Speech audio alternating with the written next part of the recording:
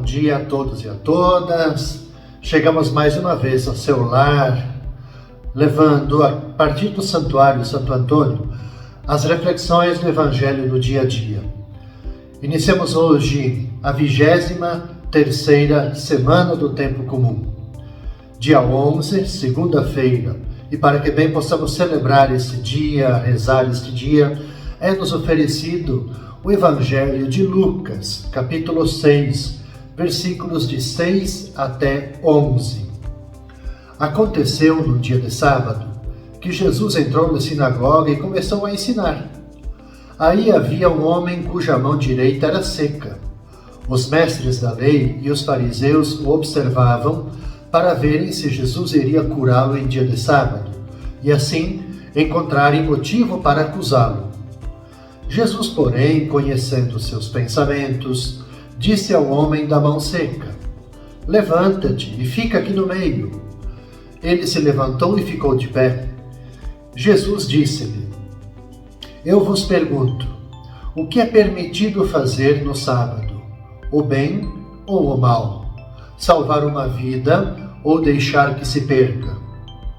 Então Jesus olhou para todos os que estavam ao seu redor e disse ao homem: "Estende tua mão." O homem assim o fez e sua mão ficou curada. Eles ficaram com muita raiva e começaram a discutir entre si sobre o que poderiam fazer contra Jesus. Meus caros irmãos e irmãs, ao iniciarmos desta semana, nesta segunda-feira, o Evangelho nos mostra que há novamente essa polêmica que envolve Jesus, os mestres da lei, em relação ao sábado. A ocasião é proporcionada por esse milagre que Jesus faz em favor de um homem paralítico e que desencadeia críticas dos seus adversários. O choque ele é ainda mais forte do que fora quando os discípulos colheram e comeram espigas de trigo ao sábado. Esse trecho, essa parte nós ouvimos na semana passada. É uma certa mentalidade farisaica que queria não só parar os discípulos de Jesus, mas também terminar com a atividade taumatúrgica de Jesus. E Jesus, obviamente, que ele não pode aceitar a pretensão dos escribas e dos fariseus e mostra para eles não só o criticismo, mas também a perversidade que está por detrás, na mente dos escribas e dos fariseus. Jesus, obviamente, ele sabe, ele conhece, ele consegue ler o coração da pessoa, daquele que escuta e segue, mas também daquele que o espia e quer de uma maneira ou outra apanhá-lo em falso. Percebamos que antes de curar a pessoa que tem a mão seca, a mão paralisada, enfim, como queiramos, Jesus ele deixa os adversários mudos, dirigindo para eles uma pergunta fundamental. No sábado, se deve ou não fazer o bem? Se deve salvar uma vida ou destruí-la? Com certeza, o povo simples, a quem o Pai revela os seus segredos, sabia responder com muita clarividência. Tudo aquilo que é bom, obviamente que vai glorificar a Deus. Certamente, então, curar alguém, fazer o bem, mesmo em dia de sábado, isso é bom e agradável aos olhos de Deus. Mas os doutores da lei, os fariseus, se encheram de raiva, diz o Evangelho, ficaram enfurecidos. Por quê? Porque buscam, na verdade, motivos para já tentar eliminar Jesus. Mostra o quê? Que a intolerância e a violência dos adversários levam Jesus à morte, a gente pode dizer, espiritual, antes ainda da morte física. Por que isso? Porque eles não são capazes, de modo especial, os mestres da lei e os fariseus não conseguem perceber que nessa atividade de Jesus atividade curativa, ali se manifesta o próprio Deus. Então, ao curar esse enfermo, Jesus ele reafirma a sua posição tomada anteriormente, lá no início da sua missão, que a salvação de uma vida diminuída, ela está acima das disposições negativas da lei do sábado. O mais importante é salvar, restaurar a vida da pessoa. Na terça-feira, meus caros irmãos e irmãs, queridos devotos e devotas de Santo Antônio, dia 12 de setembro, nós teremos o Evangelho de Lucas, o capítulo 6, versículos de 12 até 19, para nos ajudar a rezar neste dia. Jesus foi à montanha para rezar e passou a noite toda em oração a Deus. Ao amanhecer, chamou os seus discípulos e escolheu 12 dentre eles, os quais deu o nome de apóstolos. Simão, a quem pôs o nome de Pedro, e o seu irmão André, Tiago e João, Felipe e Bartolomeu, Mateus e Tomé, Tiago, filho de Alfeu, e Simão, chamado Zelota, Judas, o filho de Tiago, e Judas Iscariotes, aquele que se tornou traidor. Jesus desceu da montanha com eles e parou num lugar plano. Ali estavam muitos dos seus discípulos e grande multidão de gente de toda a Judéia e também de Jerusalém. Tinha gente também do litoral de Tiro e de Sidônia. Vieram para ouvir Jesus e serem curados das suas doenças. E aqueles que estavam atormentados por espíritos maus também foram curados. E a multidão toda procurava tocar em Jesus, porque uma força saía dele e curava a todos. Percebamos novamente a dinâmica que esse trecho do Evangelho da terça-feira nos coloca. Jesus se retira, Jesus reza para pensar bem a escolha do seu pequenino grupo, dos apóstolos. Mas é interessante notar que, veja, há mais seguidores que estão junto, porque dentro do grupo Jesus escolhe 12, os discípulos, e chama 12 desse grupo mais amplo para serem seus apóstolos, os 12. Como outras vezes, o evangelista Lucas, ele refere que Jesus ele se retira, Isso é muito importante para a montanha, a fim de rezar. Passa a noite toda lá em oração. Veja que, mesmo que esse detalhe não seja uma referência explícita à relação entre a oração de Jesus e a escolha dos 12, é possível, sim, a gente dizer à luz da fé, a gente estabelecer essa relação. O gesto de Jesus, que está para realizar, tem uma enorme importância. Daí a importância, daí essa necessidade dele dialogar com o Pai, para poder acertar na sua escolha. A escolha dos 12 inclui um chamamento. Convocou os 12, os discípulos, e escolheu 12 dentre eles. É importante essa frase porque a missão e a vocação sempre são inseparáveis. Sem vocação, a missão não é mais que uma profissão. Por outro lado, a gente também pode dizer que a vocação sem missão seria ainda um gesto incompleto.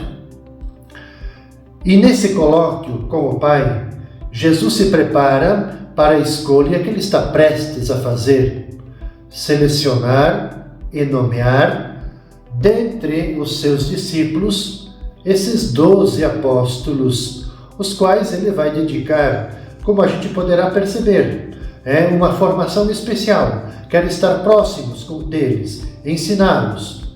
Era a maneira de garantir a missão da igreja. E ao descer da montanha, juntamente com os discípulos, talvez aqui já tenha a primeira experiência dos 12 apóstolos. Porque na descida Jesus se depara com outros discípulos e ali tinha uma imensa multidão sedentos de ouvir sua palavra, mas também de serem curados de suas doenças.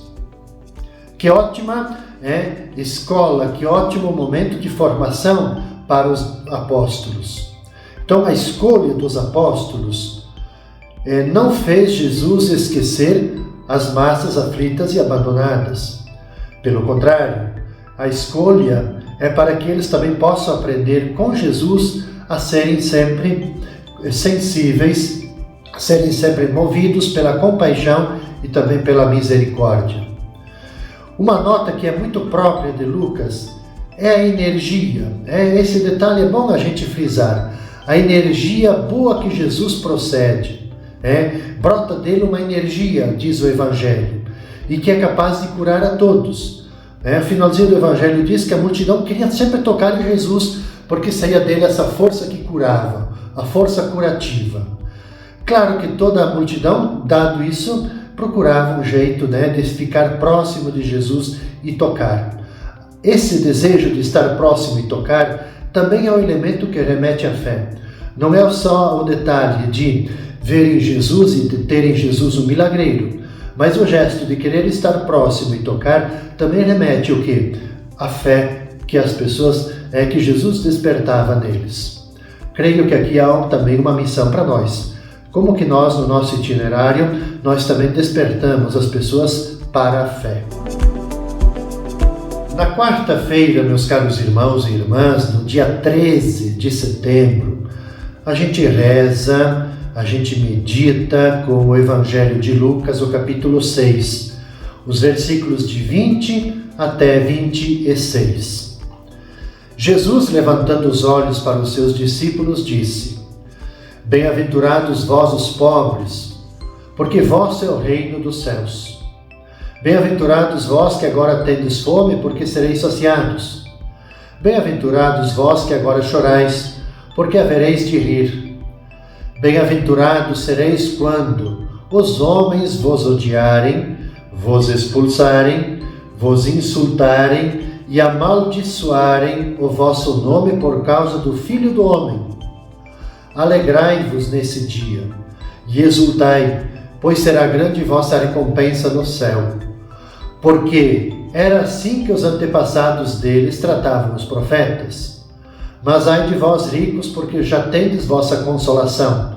Ai de vós que agora tendes fartura, porque passareis fome. Ai de vós que agora rides, porque tereis luto e lágrimas. E ai de vós quando todos vos elogiam.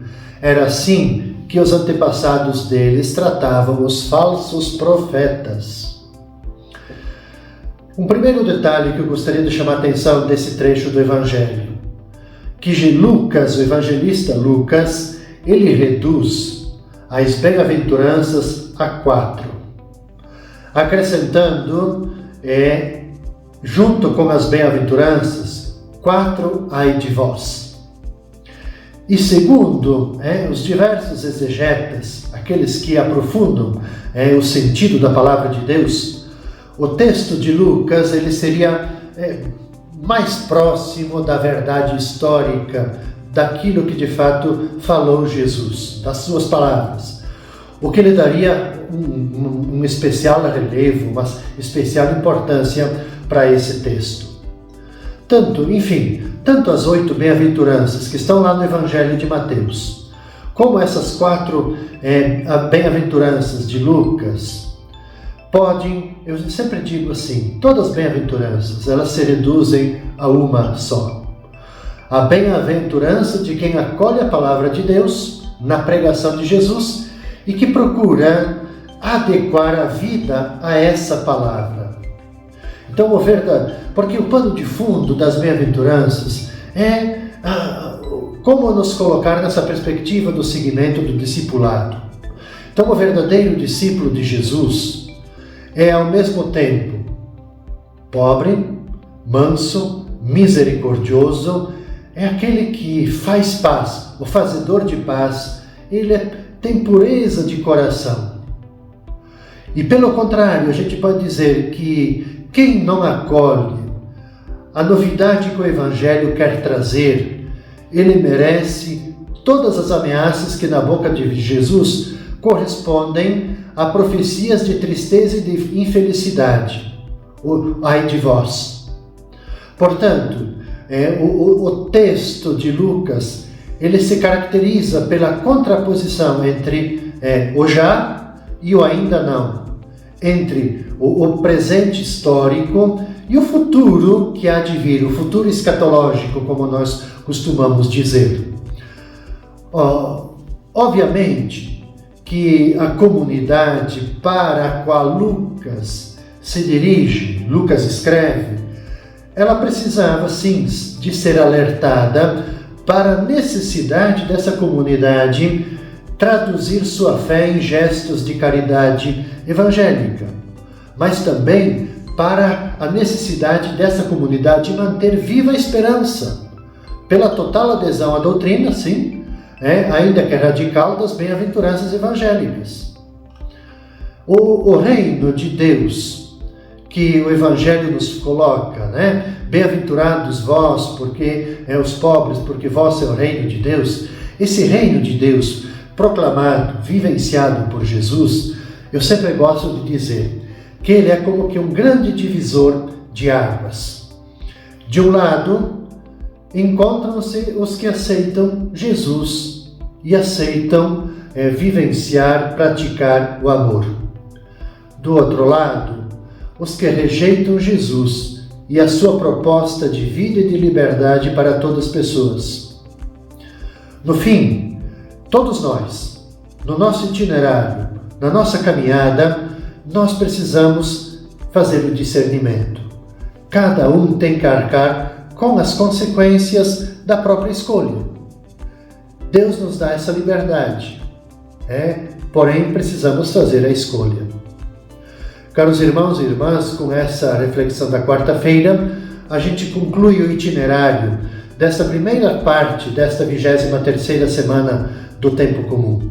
Nós vamos nos encontrar novamente no mesmo horário na quinta-feira, levando então, conduzindo as demais mensagens da quinta, da sexta e do sábado. Eu desejo a cada um de vocês, caros irmãos e irmãs, queridos devotos e devotas, uma abençoada semana a vocês, com as bênçãos, com a proteção de nosso querido Santo Antônio.